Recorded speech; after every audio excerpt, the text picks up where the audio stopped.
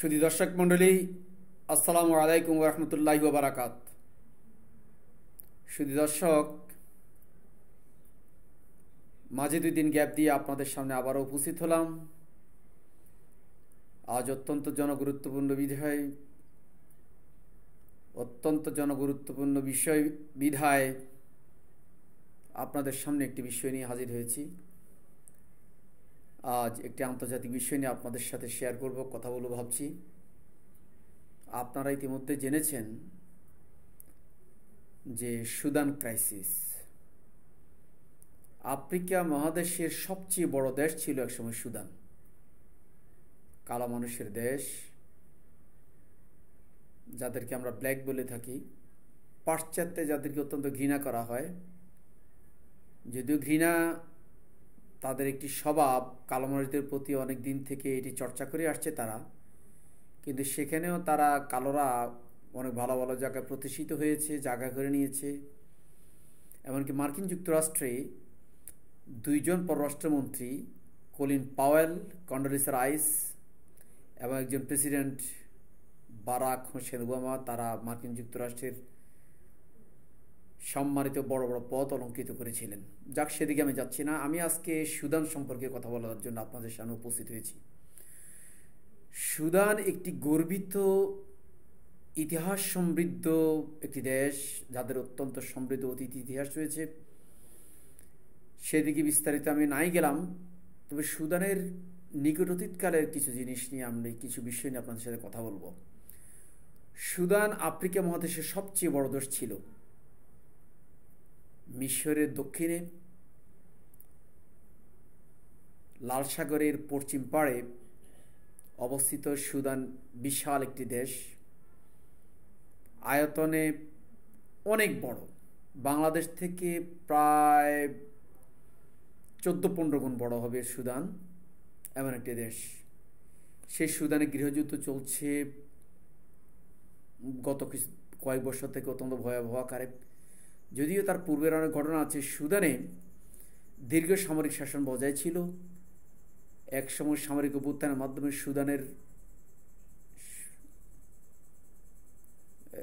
পদত্যাগ করা পতিত যেই সামরিক সরকার ছিলেন জেনারেল হাসান আল বশির, তিনি অনেকদিন সুদানে একটানা ক্ষমতায় ছিলেন।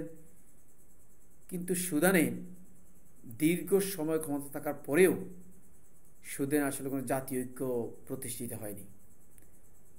সুদান সংখ্যাগরিষ্ঠ মানুষ মুসলিম বটে, কিন্তু সুদানের দক্ষিণ অংশে পাশ্চাত্যের বর্ণনা অনুসারে, পাশ্চাত্যের মিডিয়াগুলোর বর্ণনা অনুসারে, সত্য মিথ্যা যাচাই করা অনেক কঠিন, যে তারা বলছেন যে সুদানে দক্ষিণ অংশে খ্রিস্টান সংখ্যাগরিষ্ঠ। এই কথা, এই ধুয়ো তুলে জাতিসংঘের মাধ্যমে মার্কিন যুক্তরাষ্ট্র, ব্রিটেন, ফ্রান্স, জার্মানি সহ পশ্চিমা শক্তিশালী দেশগুলো সুদানকে একটি গণভোটের বাধ্য করে, এবং একটি তথাকথিত গণভোটের মাধ্যমে সুদানে গণভোট জয়ী হয়েছে এই কথা দেখিয়ে সুদানকে ভেঙে ফেলা হয়, এবং সুদানকে 2 টুকরো করে দক্ষিণ সুদান ও উত্তর সুদান নামে 2টি সুদান তৈরি করা হয়। যেটি আজকে উত্তর সুদান, সেটি আসলে মূল সুদান, যেটি রাজধানী খার্তুম। আর দক্ষিণ সুদান ছেড়ে দেওয়া হয় তথাকথিত খ্রিস্টান সংখ্যাগরিষ্ঠ নামধারী একটি উপজাতীয় জনগোষ্ঠীর হাতে। যাক গিয়ে সে কথা। এখন যে সুদানে ক্রাইসিসটি চলছে, সে ক্রাইসিসটি চলছে মূলত উত্তর সুদানে, মুসলিম সংখ্যাগরিষ্ঠ সুদানে। সেখানে পশ্চিমা শক্তিগুলো অত্যন্ত পরিকল্পিতভাবে বহিঃশক্তিগুলো সুদানের মাঝে ক্রাইসিস সৃষ্টি করেছে। সুদানের জন্য সেখানে কাল হয়েছে তাদের প্রাকৃতিক সম্পদ। সুদান তেল সমৃদ্ধ একটি দেশ, প্রাকৃতিক সম্পদের একটি দেশ। তেল, গ্যাস, স্বর্ণ এবং কয়লা সমৃদ্ধ একটি দেশ সুদান। কিন্তু এই প্রাকৃতিক সম্পদই তাদের জন্য কাল হয়েছে। দীর্ঘদিন পর্যন্ত জেনারেল হাসান আল বশির সুদানের ক্ষমতা থাকলেও সুদানে কোনো জাতীয় ঐক্য প্রতিষ্ঠিত করতে পারেননি। জেনারেল হাসান আল বশির রাজনৈতিক নেতৃত্ব অত্যন্ত ব্যক্তিত্ব সম্পন্ন, অত্যন্ত প্রভাবশালী সুদানের রাজনৈতিক নেতা, যিনি একসময় সুদানের স্পিকার হয়েছিলেন, ডক্টর হাসান আল তুরাবি, যে হাসান আল তুরাবির সহায়তা নিয়ে সুদানে জেনারেল হাসান আল বশির ক্ষমতায় অধিষ্ঠিত হয়েছিলেন, কিন্তু তিনি ক্ষমতা অধিষ্ঠিত হওয়ার পরে জেনারেল ডক্টর হাসান আল তুরাবির সাথে তার কিছুদিন পরে মনে কষাকষি শুরু হয় এবং সেটি শেষ পর্যন্ত তিনি আসলে সংলাপ সমঝোতার মাধ্যমে ডক্টর হাসান আল তুরাবির সাথে সমাধান করতে পারেননি। এক পর্যায়ে ডক্টর হাসান আল তুরাবিকে তিনি কারাগারে রুদ্ধ করেন। অবশ্য পরে তিনি মুক্তি পেয়েছিলেন। অত্যন্ত বয়োবৃদ্ধ, অত্যন্ত বিজ্ঞ প্রাজ্ঞ আইনজ্ঞ হিসেবে পরিচিত ডক্টর হাসান আল তুরাবি জেনারেল হাসান আল বশিরের সরকারের প্রথম দিকে শুভাকাঙ্ক্ষী হলেও পরে তিনি জেনারেল হাসান আল বশির থেকে বেরিয়ে যান এবং তার কার্যকলাপের সমালোচনা করতে থাকেন। যা হোক, জেনারেল হাসান আল বশির দীর্ঘ সময় ক্ষমতা থাকার পরে একটা পর্যায়ে তিনি রাষ্ট্রের কল্যাণ কামনা করে, কল্যাণ বিবেচনায় লাল সাগরের তীরে তুরস্ক সরকারের সাথে একটি চুক্তি করেন, যে চুক্তির অধীনে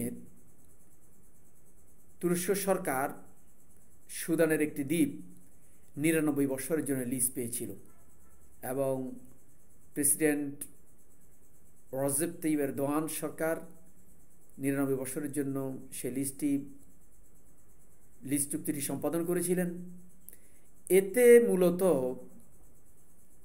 অনইসলামিক শক্তি, বিশ্ব মুসলিমদের দুশ্মন যারা, তারা হতচকিত হয়ে যায়, তারা দুশ্চিন্তাগ্রস্ত হয়ে যায় এবং তারা তথাকথিত এক ধরনের আরব জাতীয়তাবাদী সেন্টিমেন্টের পিছনে দাঁড়িয়ে সৌদি আরব এবং আমিরাত, আরব জাতীয়তাবাদী রাজাশাসিত এই সরকারগুলি লেলিয়ে দেয় এবং মূলত সৌদি আরব এবং আমিরাতের প্ররোচনায় সুদানের সেনাবাহিনী একটি অংশ এবং সুদানের জনগণের একটি বিক্ষুব্ধ অংশ মিলে জেনারেল হাসান আল বশিরের সরকার পতন ঘটায়। যখন বশিরের পতন হলো, পতন হওয়ার পরে সুদান সরকার এমনিতেই অত্যন্ত দুর্বল পজিশনে পড়ে যায়। এত বড় দেশ কিন্তু সামরিকভাবে দুর্বল, জাতিগত অনৈক্য সকল দিক থেকে ক্রাইসিসে নিমজ্জিত হয়। দারফুর নামে একটি জায়গা আছে, সেখানে বিদ্রোহ দেখা দেয়। সেটিও জেনারেল হাসান আল বশির যথেষ্ট শক্তি প্রয়োগে অনেকটা দমন করেছিলেন, কিন্তু সেটি স্থায়ীভাবে সমাধান হয়নি। স্থায়ীভাবে সমাধান না হওয়ার কারণে যেটি আবার এখন উস্কে উঠেছে।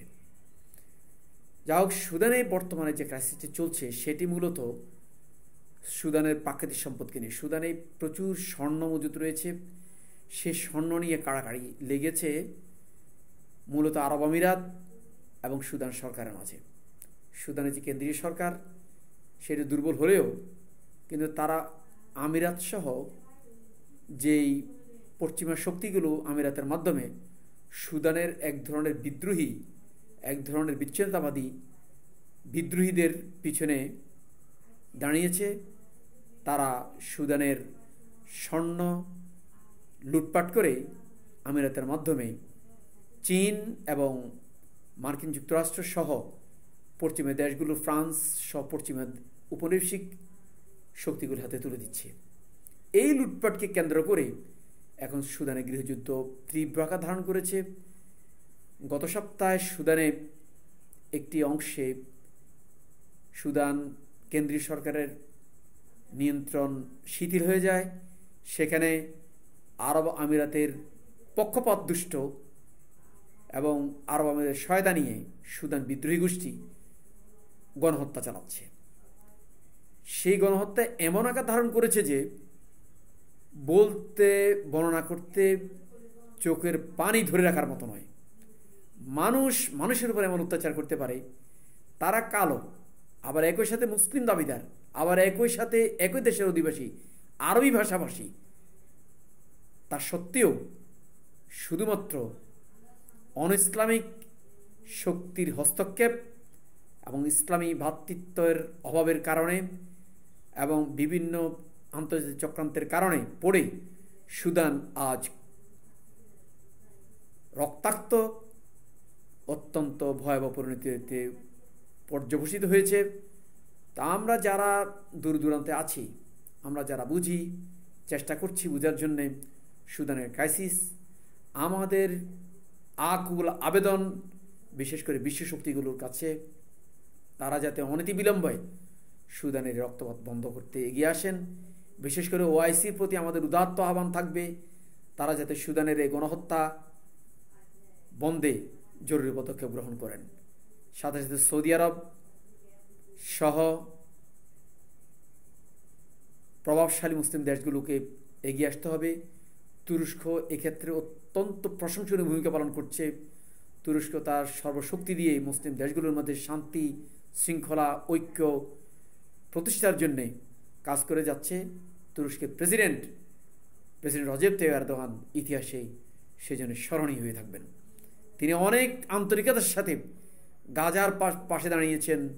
তিনি অনেক আন্তরিকতার সাথে আজারবাইজানের পক্ষ নিয়ে তিনি নাগান্য কারাবাখ সমস্যার সমাধানে গুরুত্বপূর্ণ ভূমিকা পালন করেছেন।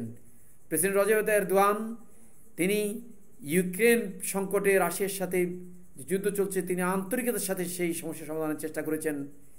তিনি গাজার সংকট মীমাংসায় হার্ট অ্যান্ড সোল কাজ করছেন। তিনি বাংলাদেশকে যথেষ্ট সহায়তা করার চেষ্টা করেছেন। বাংলাদেশের যে রোহিঙ্গা সংকটে লক্ষ লক্ষ প্রায় 13 লক্ষ উদ্বাস্ত মুসলিমকে আরাকান থেকে পিটিয়ে জোর জবরদস্তি করে মায়ানমার সরকার বাংলাদেশে ঢুকিয়ে দিয়েছে, সেজন্যে তিনি আমাদের পাশে এসে দাঁড়িয়েছেন, রোহিঙ্গা মুসলমানদের পাশে দাঁড়িয়েছেন। পৃথিবীর যেখানেই নির্যাতিত, নিপীড়িত, উৎপীড়িত, রক্তপাতের জনপদ, সেখানে প্রেসিডেন্ট এরদোয়ান এবং তার সরকার সাহায্যের হাত সম্প্রসারিত করছে। এই জন্য আমরা আমাদের অন্তঃস্থল থেকে তাকে কৃতজ্ঞতা জানাচ্ছি, বাংলাদেশের মানুষের পক্ষ থেকে কৃতজ্ঞতা জানাচ্ছি। আমি আজ সুদানের কথায় ফিরে আসি। সুদানকে বাঁচাবার জন্যে আমি সমস্ত বিশ্বের মুসলিম জনতাকে, মুসলিম বিশ্বের সরকারকে আপনাদের কাছে উদাত্ত আহ্বান জানাচ্ছি, সুদানের পাশে দাঁড়ান, সুদানের কেন্দ্রীয় সরকারের পাশে দাঁড়ান, সুদানের গৃহযুদ্ধ মীমাংসার জন্যে আপনারা এগিয়ে আসুন, সুদানের নির্যাতিত, নিপীড়িত নারী, পুরুষ, শিশুদের পাশে দাঁড়ান।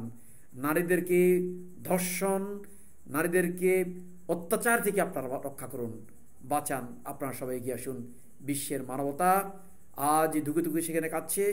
আপনার বিশ্ব মানবতা, আপনারা সেখানে এগিয়ে আসুন।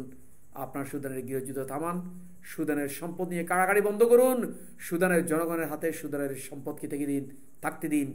এই আহ্বান জানিয়ে আপনাদেরকে সুদানের গৃহযুদ্ধ মীমাংসার জন্যে আন্তরিকতার সাথে ভূমিকা পালনের আহ্বান জানিয়ে আমি আবার আমার বক্তব্য আজকে এখানেই শেষ করছি। আসসালামু আলাইকুম ওয়া রাহমাতুল্লাহি ওয়া বারাকাতুহু।